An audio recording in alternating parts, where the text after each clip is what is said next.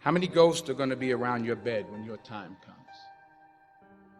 You've invested a lot in your education, and people have invested in you. And let me tell you, the world needs your talents. Man, does it ever. I just got back from Africa like 2 days ago, so if I'm rambling on, it's because I'm jet lagged. I just got back from South Africa. It's a beautiful country, but there are places there with terrible poverty that need help. And Africa is just the tip of the iceberg. The Middle East needs your help. Japan needs your help. Alabama needs your help. Tennessee needs your help. Louisiana needs your help. Philadelphia needs your help. The world needs a lot, and we need it from you. We really do. We need it from you young people. I mean, I'm not speaking for the rest of us up here, but I know I'm getting a little grayer. We need it from you, the young people. Let's remember this. So you got to get out there. You got to give it everything you got, whether it's your time, your talent, your prayers, or your treasures. Because remember this, you will never see a U-Haul behind a hearse.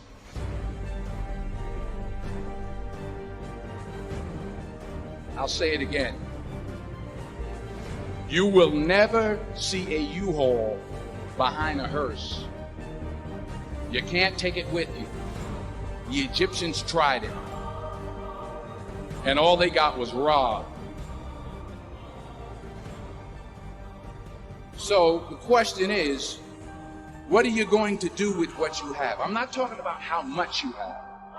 Some of you are business majors, some of you are theologians, nurses, sociologists. Some of you have money, some of you have patience, some of you have kindness, some of you have love, some of you have the gift of long suffering, whatever it is, whatever your gift is.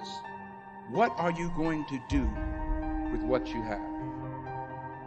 All right, now here's my last point about failure. Sometimes it's the best way to figure out where you're going. Your life will never be a straight path.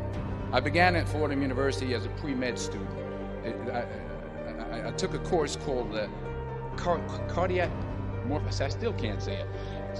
Cardiac morphogenesis. I couldn't read it. I couldn't say it. I sure couldn't pass it. So then I decided to go into pre-law, then journalism. And with no academic focus, my grades took off in their own direction. Yeah, down. I was a 1.8 GPA one semester, and the university very politely suggested that it might be better to take some time off. I was 20 years old. I was at my lowest point. And then one day, and I remember the exact day, March 27th, 1975, I was helping my mother in her beauty shop. My mother owned a beauty shop up in Mount Vernon. And there was this older woman who was considered one of the elders in the town. And I didn't know her personally, but I was looking in the mirror, and every time I looked at the mirror, I could see her behind me, and she was staring at me. She just kept looking at me. Every time I looked at her, she kept giving me these strange looks. So she finally took the dryer off her head and she said something I'll never forget.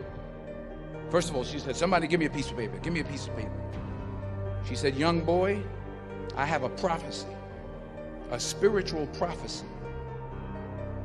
She said, "You are going to travel the world and speak to millions of people." Now, mind you, I'm 20 years old. I'm flunked out of school.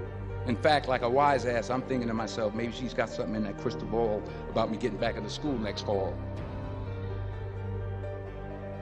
But maybe she was on to something, because later that summer, while working as a counselor at the YMCA camp in Connecticut, we put on a talent show for the campers. And after the show, another counselor came up to me and asked, "Have you ever thought about acting? You're good at that." So when I got back to Fordham that fall, I got in and I changed my major once again for the last time.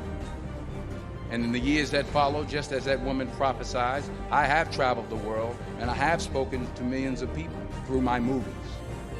Millions who up till this day couldn't see me, who up till this day I couldn't see while I was talking to them, and they couldn't see me, they could only see the movie. They couldn't see the real me.